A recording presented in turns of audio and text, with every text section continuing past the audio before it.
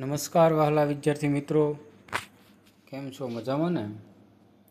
આજે આપણે ધોરણ 9 પાઠ પહેલો છે સામાજિક વિજ્ઞાનનો કે ભારતમાં બ્રિટિશ શાસનનો ઉદય. વિદ્યાર્થી મિત્રો, શું તમે જાણો છો કે બ્રિટિશ લોકો ભારતમાં વેપાર કરતાં કરતાં શાસક કેવી રીતે બની ગયા?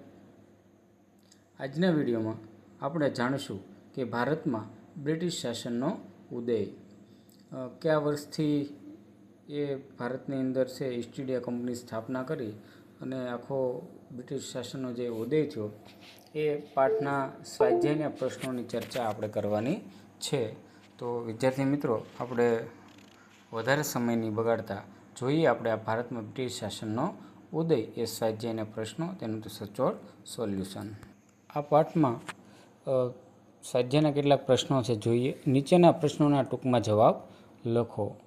એમાં પહેલો પ્રશ્ન એવો છે કે યુરોપિયન પ્રજાને ભારત આવવાનો જળમાર્ગ શોધવાની ફરજ પડી, આ વિધાન સમજાવો. તો મિત્રો, આપણે જાણીએ છીએ કે પ્રાચીન કાળથી પશ્ચિમના દેશો અને ભારત વચ્ચે મોટા પાયા પર વેપાર ધંધો ચાલતો હતો.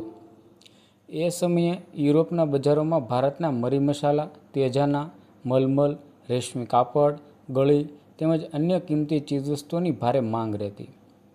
પશ્ચિમ અને પૂર્વના દેશો વચ્ચેનો વેપાર ઈરાની અખાત અને રાતા સમુદ્રના જળમાર્ગે તેમજ મધ્ય એશિયાના જમીન માર્ગે ચાલતો. આ માર્ગમાં તુર્કસ્તાનમાં આવેલું કોન્સ્ટેન્ટિનોપલ વેપારનું મુખ્ય મથક હતું. ઈસવીસન 1453માં તુર્ક મુસ્લિમોએ કોન્સ્ટેન્ટિનોપલ જીતી લીધું. પરિણામે યુરોપના દેશો અને ભારત વચ્ચેના વેપારનો માર્ગ બંધ થયો. યુરોપિયન જે પ્રજા છે એ ભારતની મરી મસાલા વગર ચાલે તેમ ન હતું, તેથી તેમને ભારત આવવાનો નવો જળમાર્ગ શોધવાની ફરજ પડી. એ જ રીતનો બીજો પ્રશ્ન છે કે ડેલહાઉસીએ કયા સુધારાવાદી કાર્યો કર્યા? અથવા કારણ આપો કે ડેલહાઉસી સામ્રાજ્યવાદી હોવા છતાં સુધારવાદી હતો, અથવા ડેલહાઉસી સુધારાવાદી ગવર્નર જનરલ ગણાય છે. તો આનો જવાબ છે ડેલહાઉસીના સુધારાવાદી કાર્યો આ પ્રમાણે હતા. પેલું છે, ડેલહાઉસીએ ભારતમાં રેલવેની શરૂઆત કરી. તેના સમયમાં ઈસવીસન 1853માં ભારતમાં મુંબઈથી થાણા સુધીનો પ્રથમ રેલ માર્ગ શરૂ થયો. તેણે ભારતમાં આધુનિક ટપાલ પદ્ધતિ શરૂ કરી. તેના સમયમાં ઇંગ્લેન્ડ અને ભારત વચ્ચે તાર વ્યવહાર શરૂ થયો. તેણે ભારતમાં અંગ્રેજી કેળવણીની વ્યવસ્થા કરી. તેણે બાળ લગ્ન પર પ્રતિબંધ મૂકતો અને વિધવા પુનઃલગ્નને છૂટ આપતો કાયદો પસાર કર્યો. તેણે જાહેર બાંધકામ ખાતાની શરૂઆત કરી. તેણે કંપની સરકારના વહીવટમાં ઘણા સુધારા કર્યા. ડેલહાઉસીએ કરેલા ઉપયુક્ત સુધારાઓ પરથી એમ કહી શકાય કે ડેલહાઉસી સામ્રાજ્યવાદી હોવા છતાં સુધારવાદી હતો. ત્રીજો પ્રશ્ન છે, વેલેસ્લીની સહાયકારી યોજનાની મુખ્ય શરતો કઈ કઈ હતી? અથવા ગવર્નર જનરલ વેલેસ્લીએ સહાયકારી યોજના શા માટે અમલમાં મૂકી? તેનો શું શરતો હતી? ઉત્તર છે, ભારતમાં અંગ્રેજ કંપનીને સર્વોપરી બનાવવા અને અંગ્રેજ કંપનીની પ્રતિષ્ઠા પુનઃસ્થાપિત કરવા ગવર્નર જનરલ વેલેસ્લીએ સહાયકારી યોજના અમલમાં મૂકી. આ યોજનાની મુખ્ય શરતો આ પ્રમાણે છે. પહેલું છે, આ યોજના સ્વીકારનારા રાજાને અંગ્રેજ સરકારનું તાલીમ પામેલું અંગ્રેજ સૈન્ય આપશે, જે આંતરિક અને બાહ્ય આક્રમણથી રાજ્યનું રક્ષણ કરશે. તેના બદલામાં રાજા લશ્કરી ખર્ચ આપશે અને ખર્ચ પેટે પોતાની તેટલી ઉપજનો પ્રદેશ અંગ્રેજોને આપવો. ત્રીજું છે, તે રાજા અંગ્રેજ સરકારની મંજૂરી વિના કોઈ રાજ્ય સાથે યુદ્ધ કે સંધિ કરશે નહીં. ચોથું છે, તેણે સહાયકારી યોજનાના અમલ માટે રાજ્ય દરબારમાં એક અંગ્રેજ પ્રતિનિધિ એટલે કે રેસિડેન્ટ રાખવો પડશે. અને પાંચમું છે કે તે અંગ્રેજો સિવાય બીજા કોઈ પરદેશીઓને નોકરીમાં રાખશે નહીં. આવી યોજના જે હતી. ચોથો પ્રશ્ન છે, ડેલહાઉસીએ ખાલસા નીતિ અંતર્ગત કયા રાજ્યો ખાલસા કર્યા? અથવા ગવર્નર જનરલ ડેલહાઉસીએ અંગ્રેજ સત્તાનો વિસ્તાર શી રીતે કર્યો? તો તેનો જવાબ છે, ગવર્નર જનરલ ડેલહાઉસીએ ખાલસા નીતિ અંતર્ગત નીચેના રાજ્યો ખાલસા કર્યા. તેણે શીખોને હરાવી પંજાબ ખાલસા કર્યું. તેણે મ્યાનમારના રાજાને હરાવી રંગૂન સહિતના પંગુ પ્રાંત ખાલસા કર્યા. તેણે સતારા, જેતપુર, સંબલપુર, ઉદયપુર, ઝાંસી, બઘાત, નાગપુર વગેરેના રાજાઓનું અપુત્ર અવસાન થતાં તેમના દત્તક પુત્ર લેવાનો હક નામંજૂર કરી તેના રાજ્યો ખાલસા કર્યા. એ પછી જે રાજ્યમાં ગેરવહીવટ ચાલે છે તેવું બાના હેઠળ તેણે અવધના નવાબને પદભ્રષ્ટ કરી તેનું રાજ્ય ખાલસા કર્યું. નિઝામ સહાયકારી યોજનાનું દેવું ભરવામાં નિષ્ફળ ગયો, તેથી ડેલહાઉસીએ તેના રાજ્યનો સમૃદ્ધ વરાળ પ્રાંત દેવા પેટે ખાલસા કર્યો. નામ માત્રની સત્તાનો અંત લાવી ડેલહાઉસીએ કર્ણાટક અને તાંજોર રાજ્યોને પણ ખાલસા કર્યા. આમ ડેલહાઉસીએ જીત ઝપટી અને ખાલસા દ્વારા ભારતમાં અનેક રાજ્યોને કંપની સરકારના પ્રદેશોમાં જોડી દઈ અંગ્રેજ સામ્રાજ્યનો ખૂબ વિસ્તાર કર્યો. ત્યારબાદનો પ્રશ્ન છે, નીચેના પ્રશ્નોના મુદ્દાસર જવાબ આપો. એમાં પહેલું છે કે પ્લાસીના યુદ્ધની ટૂંકમાં માહિતી આપો, અથવા પ્લાસીનું યુદ્ધ કોની કોની વચ્ચે થયું, શા માટે, આ યુદ્ધનું શું પરિણામ આવ્યું. ઉત્તર છે, પ્લાસીનું યુદ્ધ ઈસવીસન 1757માં બંગાળના નવાબ સિરાજુદ્દૌલા અને અંગ્રેજો વચ્ચે થયું. ઈસ્ટ ઇન્ડિયા કંપનીએ પોતાના રક્ષણના બહાના હેઠળ પોતાના વેપારી મથક ફોર્ટ વિલિયમ કોલેજ એટલે કે કલકત્તાની કિલ્લેબંધી કરવા માંડી. સિરાજુદ્દૌલા અંગ્રેજોની ખટપટોથી વાકેફ હતો, આથી તેણે એક કિલ્લેબંધી છે તોડી નાખી. આ સમાચાર મળતા ચેન્નઈના ગવર્નર બંગાળના અંગ્રેજોને છે મદદ કરવા રોબર્ટ ક્લાઇવને નાનકડું લશ્કર લઈને મોકલ્યા. અંગ્રેજો સીધી લડાઈમાં નવાબ સિરાજુદ્દૌલાને હરાવી શકે તેમ નહોતા, તેથી તેમણે સિરાજુદ્દૌલાને હરાવવા કાવતરું ઘડ્યું.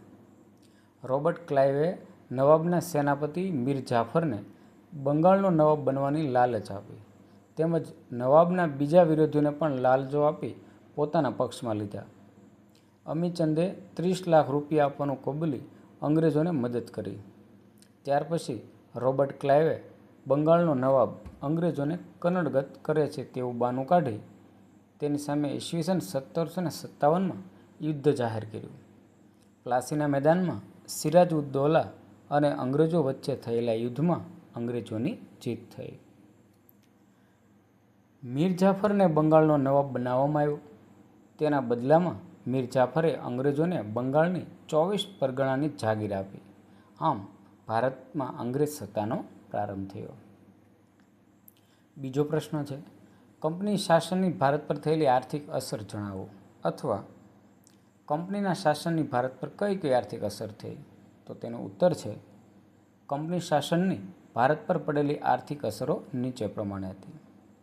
ભારત દેશ છેલ્લા 2000 વર્ષથી દુનિયામાં આર્થિક ક્ષેત્રે ગૌરવભર્યું સ્થાન ધરાવતો હતો. બ્રિટિશ કંપનીના 100 વર્ષના શાસનકાળમાં ભારત દેશ બ્રિટિશ સામ્રાજ્ય માટે કાચો માલ ઉત્પન્ન કરનાર અને સામ્રાજ્યના તૈયાર થયેલા પાકા માલ માટે બજાર બની ગયો. ઈસવીસન 1708થી 1756 દરમિયાન બંગાળ પ્રાંત સુતરાઉ કાપડ, કાચું રેશમ, ખાંડ, શણ, મલમલ વગેરે ચીજવસ્તુઓની યુરોપના દેશોમાં નિકાસ કરતો હતો. પરંતુ ક્લાઇવે અમલમાં મૂકેલી દ્વિમુખી શાસન પદ્ધતિને કારણે બંગાળ પ્રાંત આર્થિક રીતે કંગાળ બની ગયો. પ્રાચીન સમયમાં ભારતમાં ગામડા સ્વાવલંબી અને સમૃદ્ધ હતા. અંગ્રેજોના શાસનથી તે ગરીબ અને પરાધીન બન્યા. અંગ્રેજ સરકારની આકરી અને અન્યાયી મહેસૂલ નીતિને કારણે ભારતના ખેડૂતો પાયમાલ અને દેવાદાર બન્યા. ખેતી પડી ભાંગતા તેની માઠી અસર દેશના વેપાર વાણિજ્યો પર થઈ. અંગ્રેજ સરકારે ઇંગ્લેન્ડના કાપડ ઉદ્યોગને વિકસાવવા ભારતના કાપડ ઉદ્યોગ પર અન્યાયી જકાત નાખી.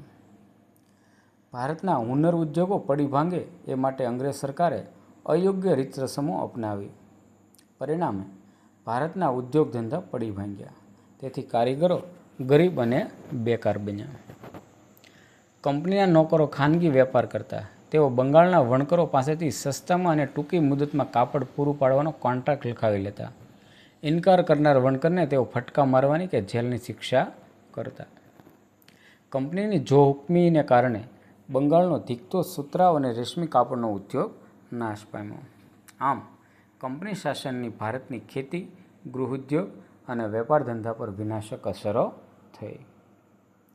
ત્રીજો પ્રશ્ન છે, કંપની શાસનની ભારત પર થયેલી સામાજિક અસરો જણાવો, અથવા કંપની શાસનની ભારતીય સમાજ પર કઈ કઈ અસરો થઈ?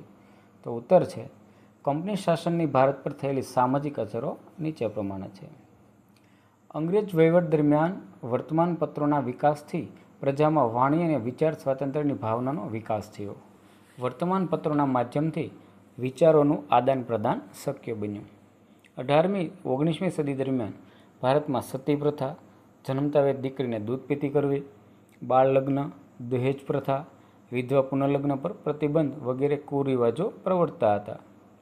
અંગ્રેજોના સંપર્કથી રાજારામ મોહનરાય, બહેરામજી મલબારી, દુર્ગારામ મહેતા વગેરે સમાજ સુધારકોએ એ કુરિવાજો નાબૂદ કરતા કાયદા બનાવડાવ્યા. ભારતમાં શિક્ષણ ક્ષેત્રે અંગ્રેજીકરણ થતાં દેશમાં અંગ્રેજી ભાષા જાણનાર લોકોની જરૂરિયાત ઊભી થઈ. અંગ્રેજ ધારાશાસ્ત્રી મેકોલેના પ્રયત્નોથી ઈસવીસન 1834માં ભારતમાં અંગ્રેજી શિક્ષણની પદ્ધતિ શરૂ થઈ. ચાર્લ્સ વુડની ભલામણથી મુંબઈ, ચેન્નઈ અને કલકત્તામાં યુનિવર્સિટીઓની સ્થાપના થઈ. ટૂંકમાં કહીએ કે ભારતમાં અંગ્રેજી શિક્ષણ શરૂ થતાં એક નવો અંગ્રેજી શિક્ષિત વર્ગ ઊભો થયો. નવા શિક્ષિત યુવાનોમાંથી રાજારામ મોહનરાય, દુર્ગારામ મહેતા, નર્મદ, મહિપતરામ રૂપરામ, કરશનદાસ મૂળજી, બહેરામજી મલબારી વગેરે સમાજ સુધારકો થયા. એ સમાજ સુધારકોના સક્રિય પ્રયત્નોના પરિણામે ભારતમાં સુધારાની પ્રક્રિયાને વેગ મળ્યો. આમ કંપની શાસનને ભારતીય સમાજ પર નોંધપાત્ર અસરો થઈ. ત્યારબાદ છે નીચે આપેલા વિકલ્પમાંથી સાચો વિકલ્પ પસંદ કરીને લખો. પહેલો વિકલ્પ છે કે ભારતમાં આવવાનો જળમાર્ગ કોણે શોધ્યો? તો તેનો જવાબ અહીં આપણે અલગ કલરથી બતાવેલો છે, વાસ્કો દ ગામાએ. બીજું છે ભારતમાં જાહેર બાંધકામ ખાતાની સ્થાપના કોના સમયમાં થઈ? તો તેનો જવાબ છે ડેલહાઉસીના સમયમાં. પ્રશ્ન ત્રીજો છે નીચેનામાંથી કયું વિધાન ખોટું છે? તો ABCD એ વિધાન તમે જુઓ તેમાંથી C વિધાન એટલે કે પ્લાસીના યુદ્ધથી કંપનીને બંગાળ, બિહાર અને ઓડિશાની દીવાની સત્તા મળી, આ વિધાન ખોટું છે. ચોથું છે ભારતમાં ગવર્નર જનરલ તરીકે કોણ આવ્યો? તો તેનો જવાબ છે વોરન હેસ્ટિંગ્સ. પાંચમો છે કે અંગ્રેજોએ ત્રીજો મૈસૂર વિગ્રહ કોની સાથે કર્યો? તો તેનો જવાબ આવે છે ટીપુ સુલતાન. તો આ રીતે વિદ્યાર્થી મિત્રો આપણે ભારતમાં બ્રિટિશ શાસનનો જે ઉદય નામનું જે આ ચેપ્ટર પહેલું છે એના સ્વાધ્યાયના પ્રશ્નો આપવાનો પૂરો પ્રયત્ન કરેલો છે. હું માનું છું કે તમને આ ખૂબ સારું લાગ્યું છે. તો તમે વિડીયોને લાઇક, શેર અને સબસ્ક્રાઈબ કરો અને આવા જ વિડીયો જોવા માટે મારી સાથે જોડાયેલા રહો.